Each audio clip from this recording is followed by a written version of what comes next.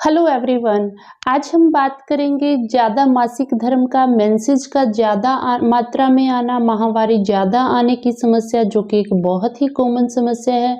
इसमें क्या कारण होते हैं, क्या इसके लक्षण होते हैं, क्या आसान घरेलू उपाय हैं जिससे कि हम इस समस्या से बच सकते हैं। ये सारी जानकारियाँ लेने के लिए हमारा आज का वीडियो अंत तक ज़रूर देखें।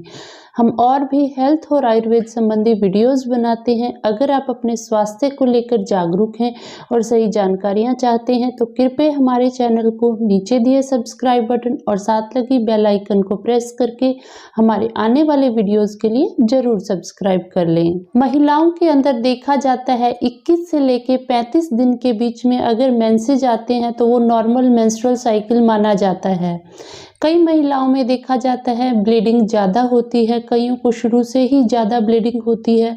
अगर एक मेंसेस के साइकिल में अगर 80 ml से ज़्यादा की ब्लीडिंग होती है या ब्लीडिंग 7 दिन से ज़्यादा रहती है या जो डेली की जो दिनचर्या है अगर ब्लीडिंग के कारण डिस्टर्ब रहती है तो वह ज़्यादा menstrual cycle heavy menstrual bleeding के अंदर मानी जाती है।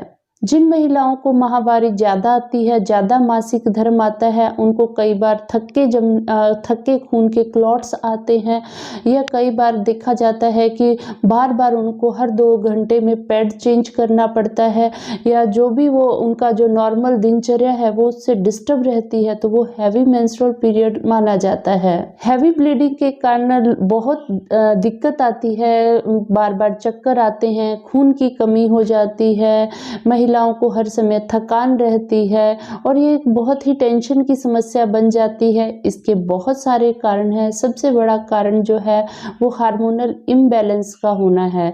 जब हार्मोन्स के अंदर गड़बड़ होती है तो हार्मोनल इम्बैलेंस के कारण यह हो सकती है। लंबे समय तक बर्थ कंट्रोल पिल्स यूज करने के कारण भी देखा जाता है हार्मोनल इम्बैलेंस हो जाता है, उस करके भी दिक्कत आ सकती है। या कोई फाइब्रॉइड हो, कोई पॉलिप हो, कोई गांठ बन गई हो, कोई रिसोली हो बच्चेदानी में, उसके कारण भी देखा जाता है मेंसेस ज़्यादा आते हैं। या थायराइड की समस्या हो, स्पेशली जो मोटापे वाला थायराइड होता है, हाइपोथायराइडिज्म की दिक्कत जिन महिलाओं में होती है उनमें भी देखा जाता है जो साइकिल होता है वो छोटा हो जाता है, बार बार महीने में समय से पहले 21 दिन से पहले ब्लीडिंग होनी शुरू हो जाती है और वो ज़्यादा समय तक रहती है। अगर इंट्रायूट्राइन कॉन्ट्रासेप्टिव डिवाइसेस जैसे कॉपर टी वगैरह का अगर प्रयोग किया जाता है तो भी देखा जाता है महिलाओं में जो नॉर्मल से भी ब्लीडिंग है, नॉर्मल साइकिल भी 10% तक बढ़ जाता है। तो कॉपर टी वगैरह के इस्तेमाल में भी देखा जाता है कुछ महिलाओं में समस्या आती है। पीआईडी हो, पेल्विक इन्फ्लामेटरी डिजीज इन्फेक्शन हो जाता है, उस करके हो जाती है। बच्चेदानी की दीवार की मोटाई ज़्यादा हो उसमें भी हो सकती है। एंडोमेट्रियोसिस जिसे हम साइंटिफिक लैंग्वेज में बोलते हैं। कई बार ब्लीडिंग डिसऑर्डर्स होते हैं जिनमें खून का थक्का जमता नहीं है, उसमें भी देखा जाता है कि जो ब्लड क्लॉट नहीं बन पाता उनको ऐसे स्पेशली जब किशोरावस्था होती है उस समय ये ज़्यादा देखने में आती है तो उसमें भी ब्लीडिंग ज़्यादा होती है, 7 दिन तक भी ब्लीडिंग बंद नहीं होती तो वो कंडीशन भी होती है। इसमें भी आगे बढ़कर अगर ये समस्या नहीं कंट्रोल में आती, खून की कमी होना, चक्कर आना, ये समस्या आ जाती है। अब बात आती है कि हम अगर यह समस्या आ रही है इसका उपचार कैसे हो, इसका ट्रीटमेंट कैसे हो।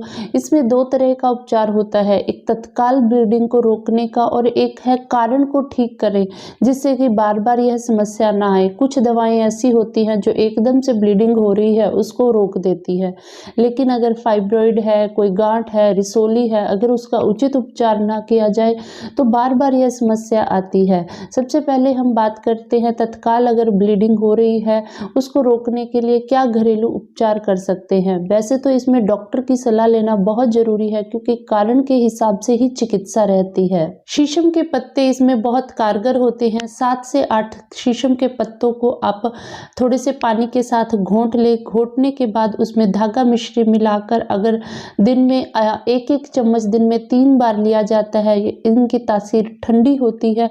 उससे देखा जाता है कि जो तत्काल ब्लीडिंग को रोकने के लिए शीशम के पत्ते, धागा मिश्री मिलाया हुआ यह रस जो होता है शीशम के पत्तों का रस, ये काफ़ी इफेक्टिव होता है जो तत्काल ब्लीडिंग को रोकने के लिए काफ़ी इफेक्टिव है। इसका आप 3-4 दिन तक लगातार प्रयोग करते हैं, उससे देखा जाता है कि जो ब्लीडिंग ज़्यादा होने की दिक्कत है, हैवी मेंसेज की दिक्कत है, वो दूर होती है। इसके अलावा दूसरा, दूब घास का भी प्रयोग कर सकते हैं। अगर आपको शीशम के पत्ते नहीं मिल रहे तो दूब घास जो होती है वो भी काफ़ी इफेक्टिव है। आपको कहीं की साफ एरिया की दूब घास जो होती है वो लेनी है, उसको अच्छे से आप धो लें, उसको फिर आप सिलबट्टे पे पीस के दूब का रस निकाल लें, साफ दूब का, और उसके बाद उस रस को अगर धागा मिश्री मिलाकर 1-1 चम्मच दिन में 4 बार अगर लिया जाता है तो उससे देखा जाता है इससे काफ़ी अच्छे रिजल्ट्स मिलते हैं। हैवी ब्लीडिंग को रोकने में दूब घास का यह रस काफ़ी इफेक्टिव रहता है। इसके अलावा इसके मार्केट में बनाई प्रिपरेशन भी ध्रुवा अरिष्ट के नाम से मिलती है, वो भी आप प्रयोग कर सकते हैं। बड़ के पत्ते भी काफ़ी इफेक्टिव होते हैं। इसके लिए आपको बड़ के 3-4 ताज़े पत्ते लेने हैं, उनको आप तवे के ऊपर सेक लें, तेल आप उसमें लगाएं, तेल के अंदर उनको अच्छे से दोनों तरफ बड़ के पत्तों के तेल लगाएं, और तेल लगा के उनको नाभि के नीचे के हिस्से में जो हल्का गर्म रहे उस समय नाभि के नीचे के हिस्से में बांध दें। बांधने के बाद अगर उसको हल्की हल्की सेकाई की जाती है, उससे देखा जाता है ब्लीडिंग को रोकने में ये काफ़ी इफेक्टिव मेथड है। बड़ के पत्तों से नाभि के निचले हिस्से की अगर सेकाई की जाती है, 1-1.5 घंटा बांध के रखें सूती चुन्नी के साथ या कपड़े के साथ, उससे देखा जाता है ब्लीडिंग को रोकने के लिए, एक्सेसिव ब्लीडिंग को रोकने के लिए काफ़ी इफेक्टिव मेथड है। इसके अलावा फिटकरी का भी आप प्रयोग कर सकते हैं। फिटकरी को तवे पे भून लें, तवे पे भूनने के बाद फुल्ला बन जाता है तो रत्ती भर उसकी जो फिटकरी है पके हुए केले के साथ या शहद के साथ खाई जाती है, उससे भी देखा जाता है जिनकी ब्लीडिंग ज़्यादा आ रही है, हैवी मेंसेज है, वो इससे दूर होती है। आप इनमें से किसी भी एक उपाय का यूज कर सकते हैं। बाकी तो जैसे ही आपकी कारण रहेगा, किस कारण से यह समस्या आ रही है, थायराइड बढ़ा हुआ है तो थायराइड के अकॉर्डिंग ट्रीटमेंट रहेगा, या कोई गांठ है या रिसोली है उसी हिसाब से चिकित्सा रहेगी। काचनार, गुग्गुल आदि आयुर्वेदिक औषधियाँ रहती हैं जो गांठ रिसोली को कम करती हैं, वो आप इस्तेमाल कर सकते हैं। या नॉर्मल अगर आपकी कारण से है तो आप उसमें नाग केसर चूर्ण आदि या चंद्रकला रस आदि चिकित्सीय सलाह से ले सकते हैं। कई बार इन्फेक्शन के कारण देखा जाता है ब्लीडिंग ज़्यादा है, तो ऐसे में आप फिटकरी के पानी से धोने में अगर इस्तेमाल करते हैं, उससे भी देखा जाता है इन्फेक्शन कम होता है, तो ब्लीडिंग अपने आप कम हो जाती है। फिटकरी को तवे पे आप गर्म कर लें, उसका फुल्ला बना लें, पानी में डाल के उस पानी से अंदर तक वेजाइना को अगर क्लीन किया जाता है, सफाई की जाती है, तो इन्फेक्शन कम हो जाता है। उससे भी देखा जाता है कि ब्लीडिंग कम हो जाती है। इसके अलावा बहुत सारी स्तंभन औषधियाँ आयुर्वेद में है जो रक्त को रोकती है, खून की जो फ्लो है उसको रोकती हैं। लोद्र का प्रयोग, लोद्रा, अशोका, अरिष्ट, ये आप उचित जो चिकित्सीय परामर्श से डॉक्टर की सलाह से ले सकते हैं।